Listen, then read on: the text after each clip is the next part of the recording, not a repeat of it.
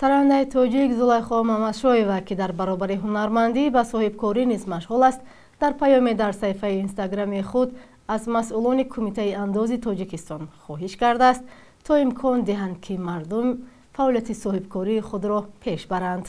به نوشته او صاحبکاران سری وقت مبلغ اندازه خود را می سپارند، ولی بعضی نماینده های این نهاد عیبجویی می کنند و آنها را آرام نمی گذارند.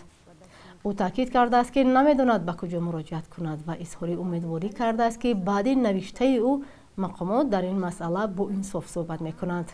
زلیخا در ادامه از تاکیدهای رئیس جمهور امام علی رحمان نیز یادآوری کرده نوشته است که به جوانان و صاحبکاران امکانیت داده شود.